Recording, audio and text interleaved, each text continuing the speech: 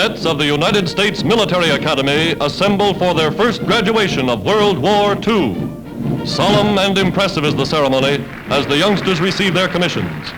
Today, as second lieutenants, they are ordered immediately to their regiments. For the first time in all the 140-year tradition of West Point, cadets go directly into the Air Corps. More than half the class electing to try for their wings.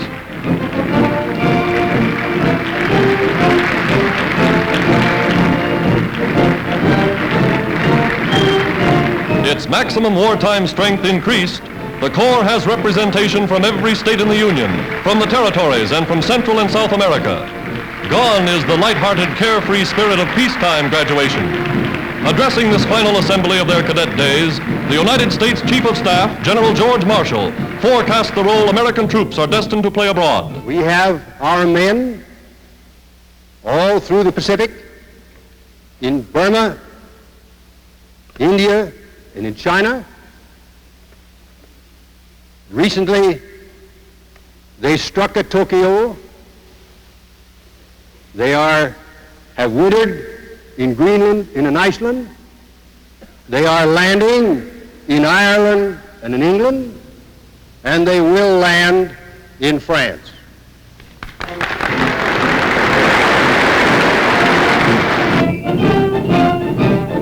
Final regimental parade. Those who remain behind pass in review before the class of 1942, marching in perfect formation, row upon row. The cream of America's young manhood, dedicated to honor and protect those things for which America stands, freedom and democracy.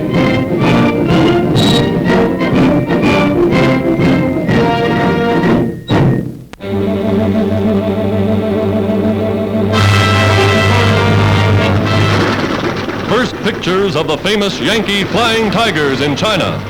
For many months, their bullets held open the Burma Road, beating a deadly tattoo upon the planes of Japan's Air Force. Former Army, Navy, Marine officers, transport pilots, they're the last of the world's soldiers of fortune. Today, they're a part of America's flying forces fighting the Battle of China. Volunteering before the United States entered the war, these amazing young men have astounded the world with their deeds of heroism and daring. Their leader, 50-year-old General Chennault, for 5 years advisor to the Chinese Air Force. His knowledge of Japanese aerial tactics he passed along to his American volunteers. Taking off from airfields literally paved by hand, the Tigers score for their first 90 days of fighting 470 Jap planes for 15 of the volunteers. 50 grinning Tiger Shark planes, wired together with spare parts from 50 more, were all they had to start with. Fighting in teams of 2, they concentrate their firepower. One reason for their amazing success against seemingly impossible odds.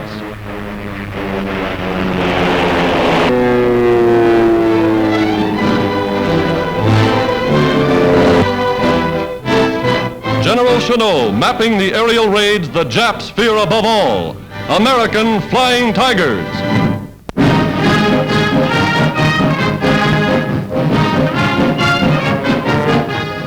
The United States cruiser Houston. Lost in the Battle of Java, her fighting spirit still lives in the hearts of her countrymen. The city of Houston, Texas, for which the gallant vessel was named, recruits 1,000 volunteers to replace the men who went down battling an overwhelmingly superior Japanese force. Today, this is the spirit that is typical of all America, a scene that is being reenacted in every town, every city, every hamlet.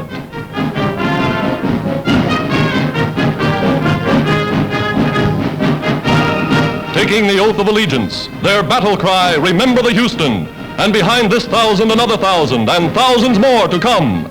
Here is America's answer.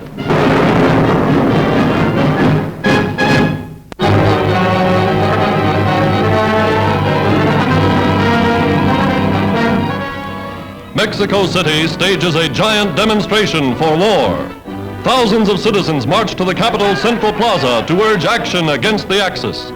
From his balcony, President Camacho views this mighty demonstration of the will of the people. All parties unite as Mexico protests against Axis sinkings of unarmed Mexican ships. Flags of the United Nations wave in the square as survivors of the first torpedoed vessel salute their dead comrades.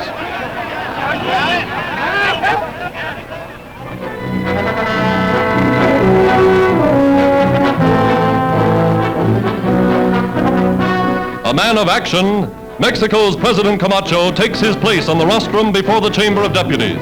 He asks for a declaration of war. As radio carries his voice to the far corners of the Republic, the House of Deputies and the Senate vote unanimously for active participation in the conflict. Mexico, leader of Central America, new ally in the cause of the United Nations.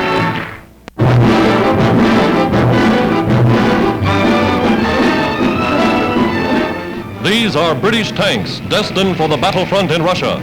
Light and medium armored destroyers by the trainload, going to reinforce the fighting Soviet army in that death struggle of men and machines on the Eastern Front. Outward bound, they're convoyed by warships, heading for the Arctic Circle. Over 2,000 miles of dangerous waters, traversing the icy route that leads to Russia. Off the bleak northern tip of Norway, as the Arctic night falls, lookouts spot Nazi bombers sneaking in to attack. Pom-poms, anti-aircraft guns blaze into action.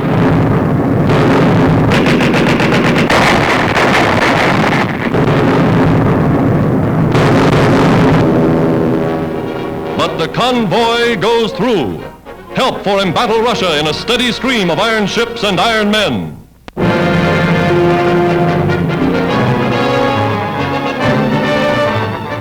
United News cameramen follow the fast-growing U.S. Army Air Corps somewhere in Australia.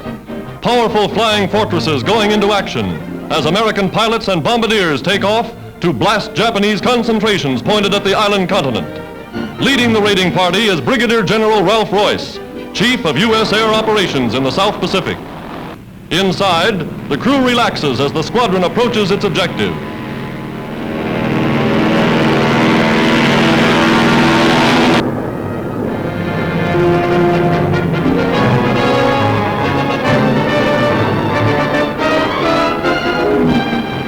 Aboard another bomber and also at the controls is General George H. Brett, commander of all United Nations Air Forces in the South Pacific. Winging their way over the island stronghold, these flying generals have materially checked the Japanese schedule for invasion.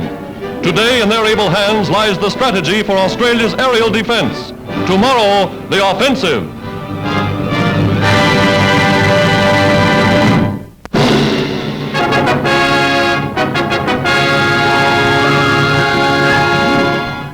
America honors her heroic dead, honors those who died in other conflicts. President Roosevelt taking the salute from his stand in front of the White House. Grim, determined fighting men, men prepared and equipped to win a modern war. Paratroops, tank corps, all the sleek and polished machinery of 20th century warfare, reminding the nation, telling the world that America is on the march. All races, all colors, all creeds, taking their place on this National Day of Rededication. Slow to be aroused, America's vast reservoir of manpower goes into action. Advance guard of an army soon to number more than 5 million men.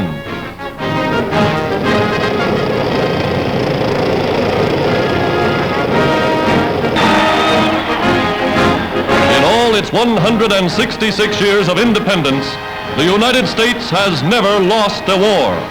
Today, America's citizens again take up their arms, a united nation on the march, that civilization may endure.